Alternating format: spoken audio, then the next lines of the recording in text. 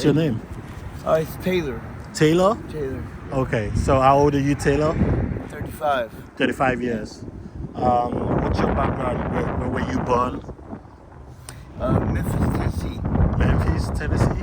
Yep. Been out here in Southern California for 5 years now. For 5 years. And are you addicted to any substances, any drugs? Yes, opiates. Opiates? Currently fentanyl and meth. Okay. Fentanyl and meth. Heroin, is preferred, but... When was the first time you did drugs? Drugs, 5th grade, smoking weed with my brother. How old were you then? Yeah, 5th grade. Okay. Grades, I guess. Right. Better with grades than ages. Right. Okay. That's good. And how long have you been on this? Actually, this whole lifestyle is rather new to me. It's been going on 4 months now. 4 months? Which is I'm surprised to just hear myself say it. I've been homeless here and there for like a week. Like 2 weeks, living out in my car, but never this jammed up. Wow. But what did you think caused the homelessness? I know exactly what caused it. I was in sober living, and I moved out of my place, and bounced around in rehab for a minute, for longer than a minute. Do you have kids? No kids. What are your plans of getting back to life, getting away from the streets? This is like one of the first times I've been in this situation, and no plans, exactly. No plans for now? Yeah, I mean, like it's survival has been the plan. Anyone listening to this, it's like one thing I can say: the next time you want to judge, not saying everyone does, but next time you judge someone being homeless, ask yourself, what would you do? Like if you woke up tomorrow and everything besides the clothes you're wearing is gone, because that happens on a daily basis out here. So they steal your things? Oh, 100%. And it's not just me. I used to take it personal. I was like, what's wrong with me? Why am I, the only one that's happening to?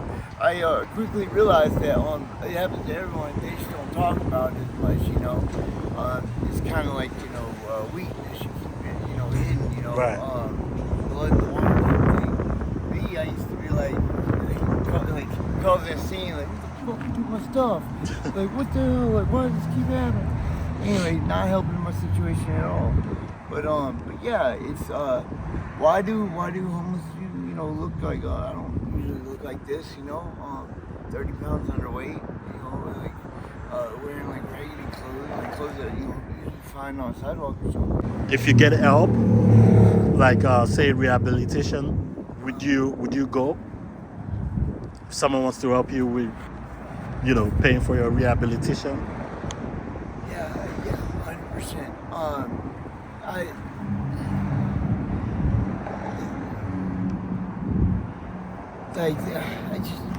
I know the get down. I don't have insurance, so rehab is a little less of an option.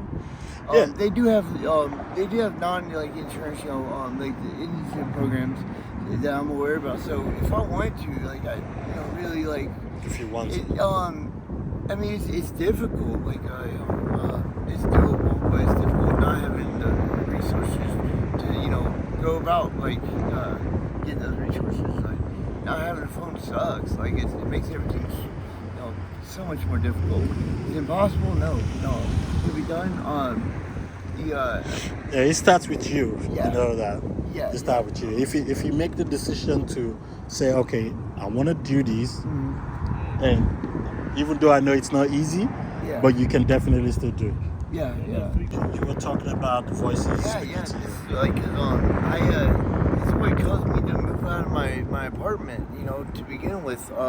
Why I, had no place to go when I slipped up, in sober living. So how I became homeless, and how it led to the avalanche of my entire life falling apart. And it's not just me. It's a couple other people that I've met that are going through the same thing. I've met 2 in the past couple months, but before that, it was only knew 2 at all. And it's a very real thing. Sometimes those people you see on the street talking to themselves are not talking to themselves. You know, they actually are. There are very real voices going on. Dude, I didn't know we even had that kind. Well, I knew that technology could exist. Right. I just didn't have, that's not something you think about, and your average person doesn't think about that.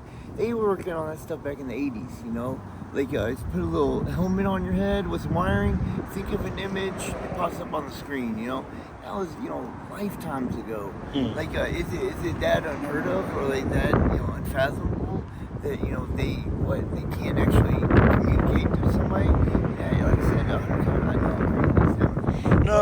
These people, okay. I had I was in a class one time where the doctor was talking about, one of the things that the classes that they took was what it's like to be schizophrenic, and they would have to wear like earbud, and basically people would talk shit to them, be horrible, be mean to them, and really, really awful stuff, and they would have to go do daily tasks like buying orange juice at the store, like the female professor I had, she was like, yeah, and she was like, it's difficult, and that was, on a good day, yeah,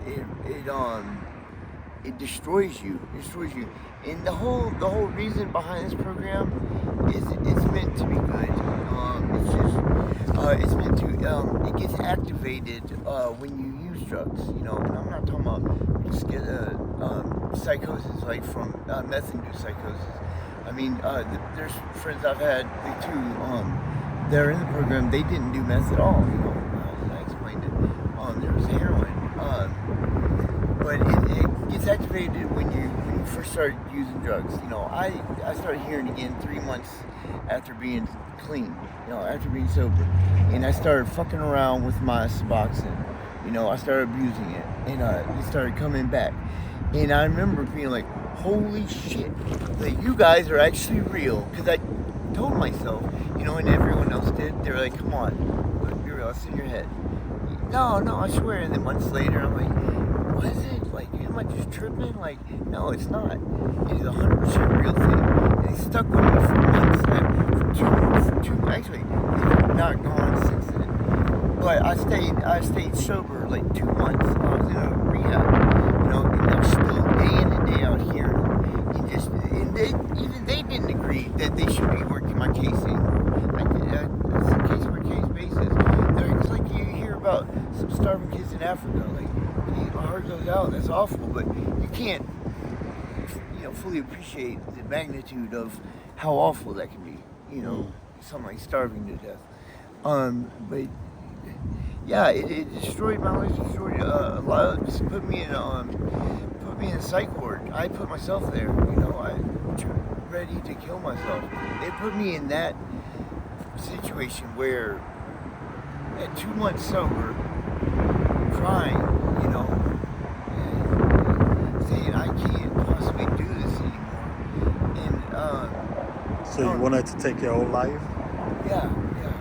And I remember telling them, like, I was like, they can read it all sounds absurd. They can read your mind, they're in there, they know every thought you have, and they play on it. They're like, you do that, they're gonna laugh our ass off if you kill yourself over this.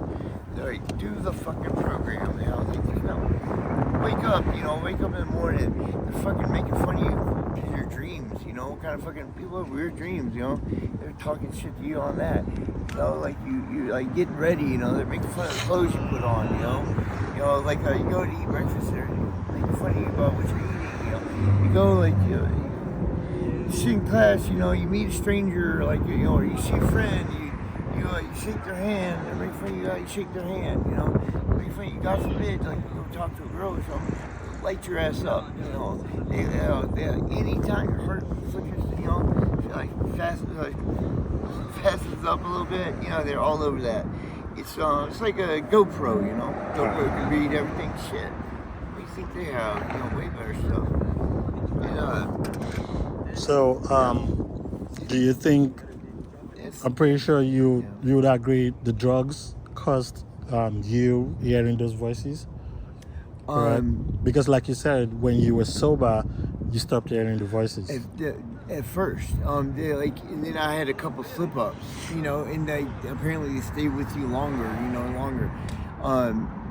but like come like the third time, getting sober, and then and fucking up, it happens. It was a common tale. So, do you think that's your major problem right now that you're having? Yes. Which Yeah. is the voices you hear? There's a couple other things, but it's not. I need some faith. It's not like because I tried every medication there is. I played the game. I listened to the doctors who did not believe me at all. Why would they? That's so far away from their reality. Right. They don't. Yeah. So what do you also you kind of they can't afford to believe that that's true. No, I believe. Yeah, I mean, like they can't that would raise if they believed it 100% that it was going on. I think that would raise some serious questions, serious investigations, Right. a serious fucking news story to me, to somebody, 100%. If you really believe that, what I'm telling you, I mean, this has been destroying lives. Right. So what do you think you need? What do you think can help you to get out of this situation? I mean, because at this point, I don't have the motivation to get sober like I used to have. Okay. Because I like I said, at 2 months sober, being sober, I didn't try to, I freaked out and I couldn't take anymore and I stabbed myself, and Was it the withdrawals from fentanyl? Or? No, I was 2 months sober. Yeah. Yeah, well, what made you go back? You said you couldn't take it anymore. Was it the withdrawals that was affecting you? What made I wasn't you... withdrawing 2 months sober, yeah. Withdrawing ends after a week. Right. What was affecting me was being sober and trying and doing the right thing in these terrible fucking program that they somehow I got targeted for. We think it's because my friend, she was going through it, and then we became close. One night she was over, and we think that's basically from that point on is when we started noticing stuff. We didn't put it together till later. Like hindsight being 2020. Right. And I remember she crying her eyes out, thinking she was the cause of this. She was like, if it wasn't for me, they wouldn't have been after you. Right. They see everything that you see, and they hear everything that you hear. And they know everything. If anyone out there has heard of this, because I've talked to some counselors, the rehab counselors, that finally one of them, the most recent place, I was telling her, I was like, I'm not crazy. She's like, no. She's like, I know you're not. I actually believe you completely. She's like, I've heard this a few times now. The exact same story. But I've met people there, talking to themselves, and yeah, there's meth and psychosis. Yeah, there's schizophrenic out there, absolutely. There are differences. It's hard to explain, but somebody when you meet them. They're on the bus, kid, he was like 23, clean cut, well kept, Yeah. Actively talking, shut the fuck up. No, don't do it right now. I'm not listening. I was like, I'm not trying to embarrass you or anything, but who are you talking to? Are you talking? I was like, 'cause I think you're talking to somebody actually. He's like, oh, you want to understand? I was like, try me. He starts, explaining a little bit. I was like, me too. I'm in the same fucking program. What the hell is going on? Someone, please, I need answers, And he was like, bro, I've been in this shit for like 4 years now. He's like, they've been doing it. He's like, off and on. He's like, once he started fucking up, really, his thing was like women, basically once he started being a piece of shit, it gets activated. It's different. There's different programs. So do you think you're gonna go on with drugs forever? No. I don't really have a plan per se. Like that. Like that's where I'm at right now. It's kind of taking it day by day. Okay. Yeah. So tell me, what's your advice for younger ones who might want to do drugs? So thirsty, I'm having to drink this fucking water. Yeah, What's that? What's that? What I'm having to drink right now? Yeah. This is water to shoot up with. Oh, okay. You know, but I don't have my water knocked over, so I'm having to use that to, to hydrate, and that's the reality of the situation. You know. Wow. Yeah. Okay. So, but what's your advice for younger ones? Fuck. Sucks because no advice that people hear is going to steer them from.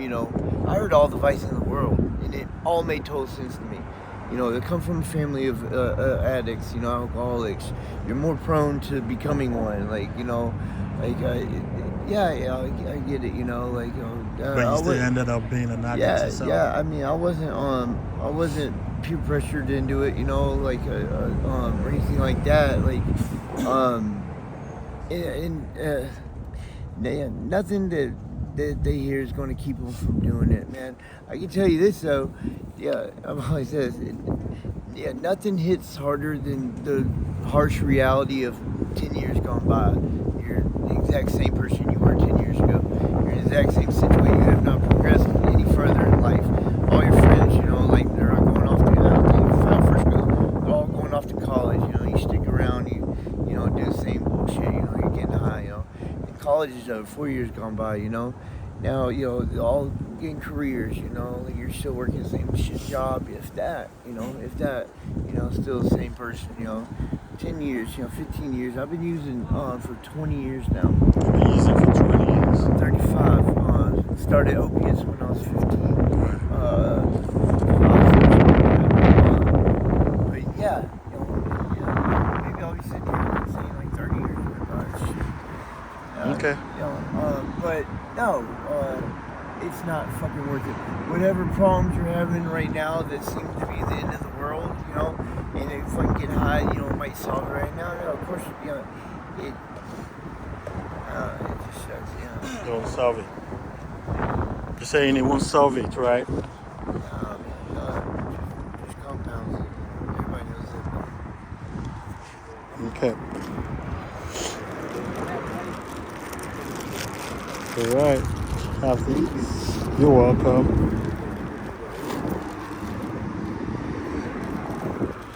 So, I hope you get all the help you need. Do you have a phone number? And Cash App? I've got Zelle. I've got Cash App. I've got Venmo. I've got Zelle. Okay. What's your Zelle number? 901. This works out perfect actually.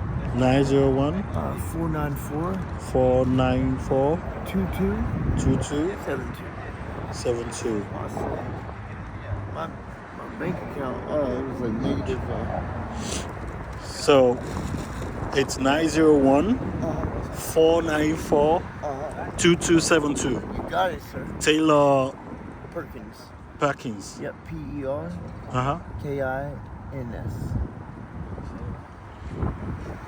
Okay. This is cool, man. So who do you work for? Yeah, the name of the YouTube page is Please Be Kind 247. Oh, So right yeah. on, just showing like the reality that hey, like